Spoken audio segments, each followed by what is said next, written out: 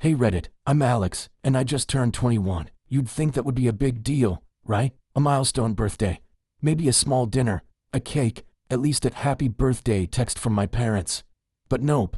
My family had more important plans. I wish I could say I was shocked, but honestly, this is just how it's always been. My parents have made it clear since childhood that I'm second place in this family. My younger sister, Emma, is the golden child. If she wants something, she gets it. If she needs attention, she gets it. And if I want anything that even slightly inconveniences them, too bad. Still, I held on to this tiny sliver of hope that this year would be different.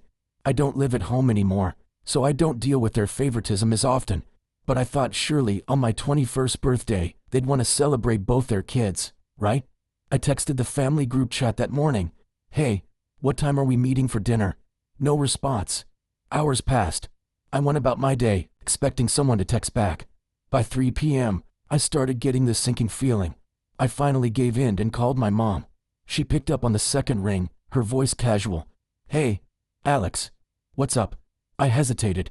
We're still doing dinner, right? Silence. Then a sigh. Oh, honey, she said, way too sweetly. I should have told you earlier. We're going out tonight with Emma. My stomach dropped. What? She sounded almost bored. Emma has some exciting news, so we're taking her out to celebrate. I blinked. It's my birthday. She laughed, like I was a little kid whining about losing a toy. Oh, Alex, don't be so dramatic. We'll do something for you next weekend, okay? In the background, I heard Emma's voice. Is that Alex? Tell him we'll save him some leftovers. More laughter. I felt my face heat up. This wasn't just neglect. This was deliberate. I could have argued. I could have yelled. But what was the point? They knew what they were doing. They just didn't care. So I swallowed the lump in my throat and said, yeah, sure. Have fun. And then I hung up. I sat there for a moment, staring at my phone. My hands were shaking. Not from sadness, no, I was pissed. Then I had an idea. I called my girlfriend, Lily. Hey, I said, keeping my voice even. Wanna go out for dinner tonight? She could tell something was up immediately. Of course.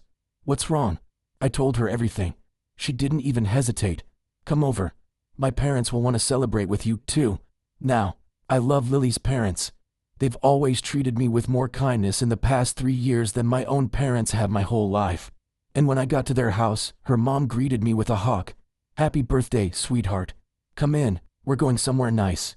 We ended up at this high-end steakhouse, the kind of place my parents love to brag about going to. The whole night was perfect.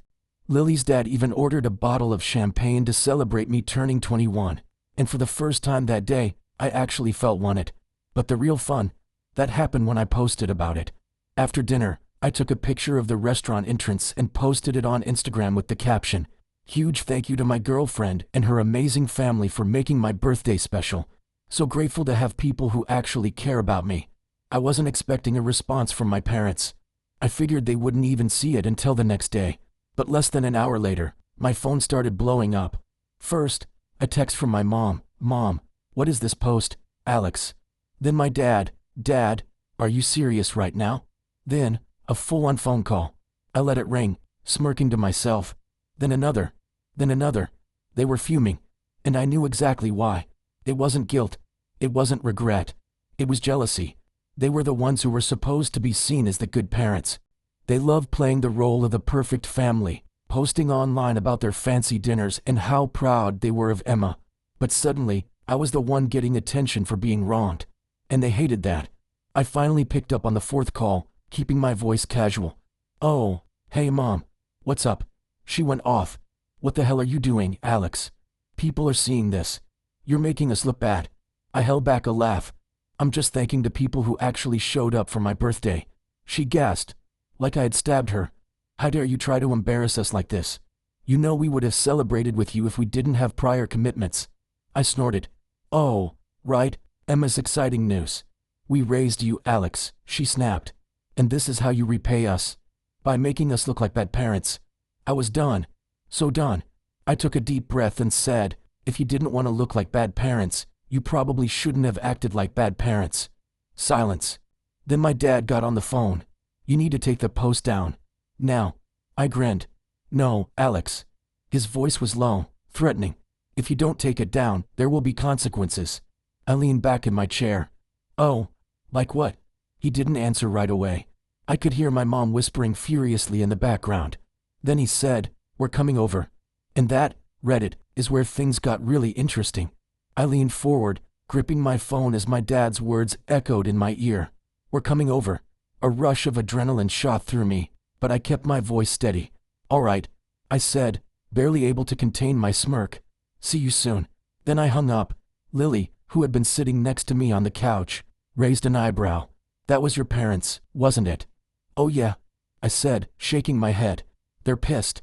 Apparently, I've embarrassed them." Lily rolled her eyes. God forbid they deal with the consequences of their own actions. Her dad, who had been listening from across the room, scoffed. "Let them come. They should see what an actual loving family looks like." Her mom, ever the voice of reason, sighed. "This might get ugly. Are you sure you want to deal with them tonight?" I exhaled slowly. Honestly, yeah, I do. I'd spent years letting them treat me like an afterthought. Years of watching them drop everything for Emma while I was expected to just deal with it. And for the first time, I had the upper hand. They were desperate, scrambling to control the narrative. That meant I was finally doing something right.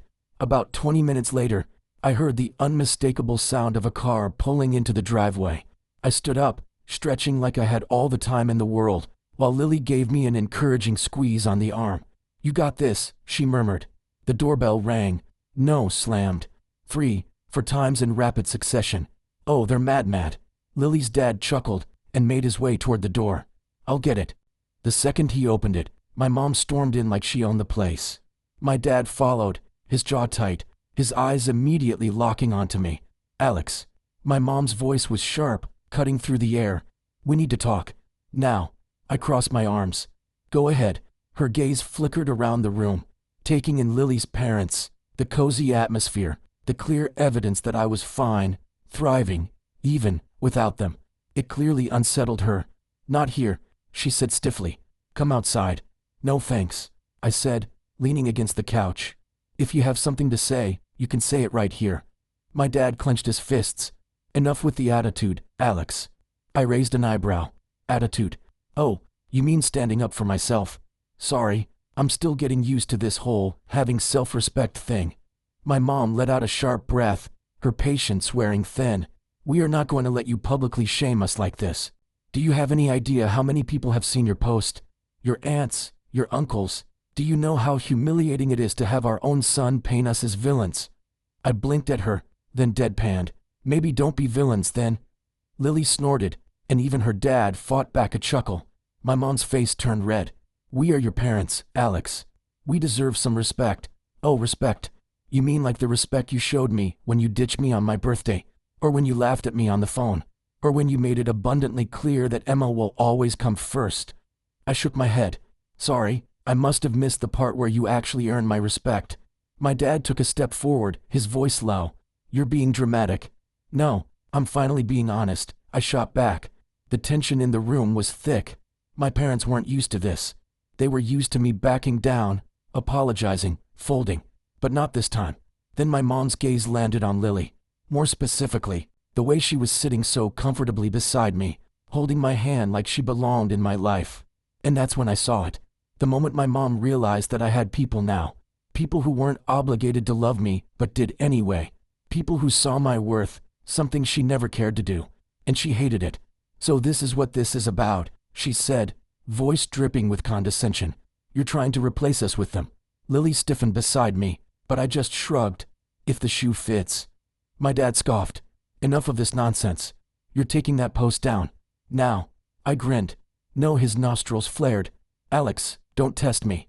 "Or what?" I challenged. "What exactly are you gonna do? Brown me? Take away my phone?" "Oh wait, you can't, because I don't live under your roof anymore. You have zero control over me." That hit a nerve. My dad's face turned an ugly shade of red, and for a second, I thought he was actually going to lose it. My mom, on the other hand, had gone eerily quiet, and that's when she played her trump card.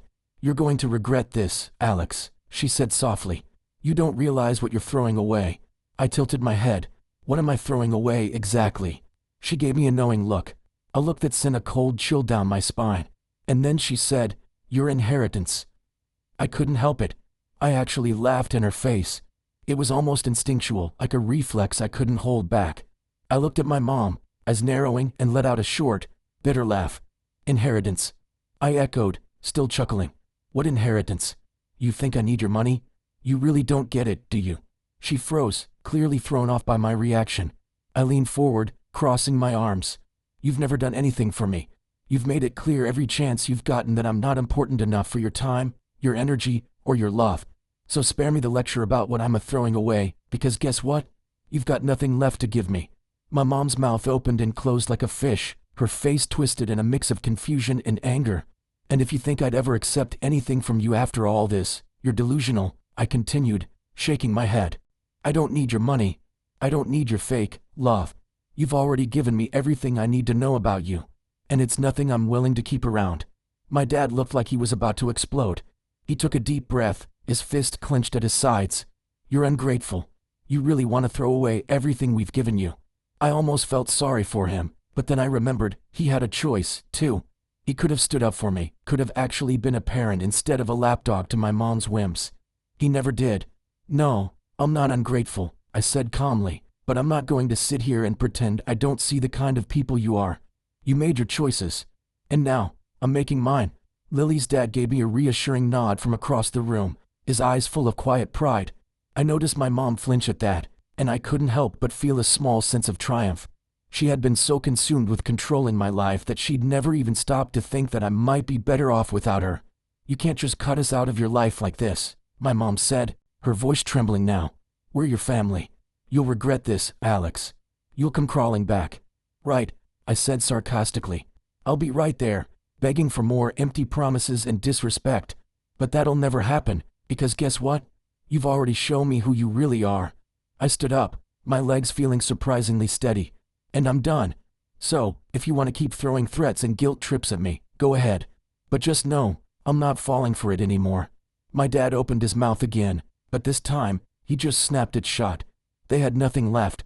The power they once held over me, the manipulation, the control, it was gone. My mom's eyes were practically burning with fury, but I didn't flinch. Instead, I turned to Lily's parents, giving them a nod of appreciation. Thanks for letting me have this moment, I said softly. But I think it's time for them to leave. Lily's mom, ever the calm one, smiled and stood up. We're going to grab a drink in the kitchen. You two should talk. As they walked away, my mom's voice shot through the silence. You're making a mistake, Alex. You'll see. I didn't even acknowledge her. I was done listening to their empty threats. I didn't need to say anything else. The silence between us was thick, suffocating, as my mom and dad stood there, still processing everything I'd just thrown at them. They had no idea what to do with me anymore. Their usual tactics, guilt, manipulation, the emotional blackmail they had always used to keep me under their thumb, weren't working. Not this time. I stood there, feeling more powerful than I ever had in my entire life. It wasn't just the fact that I was finally standing up to them. It was the realization that I no longer cared about their approval. Lily's parents stayed in the background, sensing the tension but giving us the space we needed. I could feel their support without it ever needing to be said. They weren't just on my side, they were family in a way that felt real. And for the first time, I didn't feel like I had to apologize for existing. Finally, my dad spoke again, his voice low and dangerous. You think this is funny? You think you're going to get away with treating us like this? I locked eyes with him, unfazed. Get away with it. Dad, I've been trying to get away from you for years. The words hung in the air, stark and painful. It was like a weight I'd been carrying for so long finally lifted off my chest. My mom, still fuming, tried one last tactic. Her voice softened, but it was clear she was just as manipulative as ever. Alex, we're your parents. We've always been here for you. All we've ever wanted was to help you. Don't you remember all we've done for you? How we've always supported you? I shook my head, trying not to laugh again. Really? Is that what you think? Because I don't remember any of it. I remember being ignored, pushed aside, made to feel like I wasn't good enough. I remember being the last choice. But sure, if you want to pretend that you've been perfect, go ahead. Her face twisted in a mixture of shock and fury, and I could see the cracks in her perfect little world start to form. She hadn't expected me to fight back like this. She thought I would fold, that I would cave in and beg for their approval like I always had. But that wasn't who I was anymore. This is your fault, Alex, my mom spat, her voice shaking. You're the one destroying this family. You think you can just replace us with them? I looked at her, my eyes cold.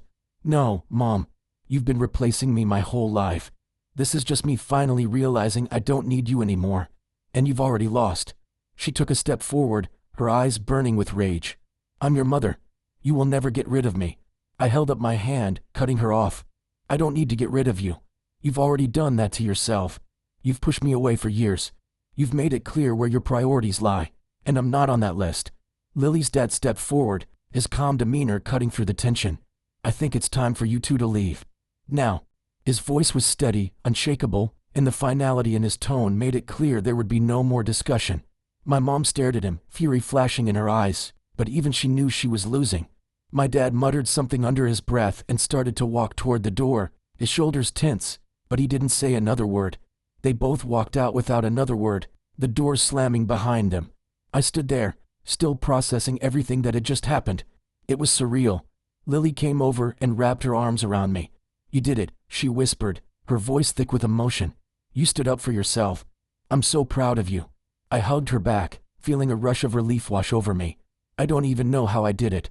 It's like they just, finally don't have any power over me anymore. Her mom and dad came over and gave me encouraging pats on the back, but it was Lily's words that really stuck with me. You're not alone anymore. We've got your back, always. The weight on my chest had finally lifted. For the first time, I could breathe without that constant pressure weighing me down. I could see a future where I didn't have to beg for scraps of love or attention. A future where I made my own choices, where I was in control. The whole night felt like a strange, surreal blur, but I knew one thing for sure. I had finally stood up for myself, and I wasn't going back. Hours passed, and the evening continued on in a strange kind of calm. The tension that had built up throughout the night seemed to have evaporated the moment my parents walked out the door. But that calmness didn't last long. Just as I started to relax, my phone buzzed. I glanced down at it, half expecting something Monday. But as I saw my mom's name flash across the screen, I could feel my blood pressure rise again. I didn't even want to look at it, but I did anyway. A text from her. We're not done here. You'll regret this. We'll be contacting the lawyer about your inheritance. You'll pay for this. I could almost hear her shrill, venomous voice in my head as I read the message. It wasn't a threat, it was a promise, and I knew it. But the difference now was that it didn't scare me anymore. It didn't hold the weight it once did. I glanced at Lily, who was sitting next to me, her parents giving us some space to just process the night. I showed her the message, and she let out a soft laugh. Is she serious? She asked, raising an eyebrow. Dead serious, I muttered, but there was no trace of fear in my voice. If anything, I was amused. I hit the reply button, my fingers typing with confidence, almost like the words were coming from a part of me I didn't even know existed. You're right. You won't be done here. But I'll tell you this, keep your money. You can keep your inheritance. And when you decide you want to talk to me like an adult, without the threats and the manipulation, you know where to find me. But don't bother trying anything else. It won't work. And if you think I'm scared, you've got another thing coming. I hit send, and the weight that had been on my shoulders for so long felt even lighter. It felt like I had closed a chapter of my life that had dragged on for way too long. Just as I put my phone down, it buzzed again.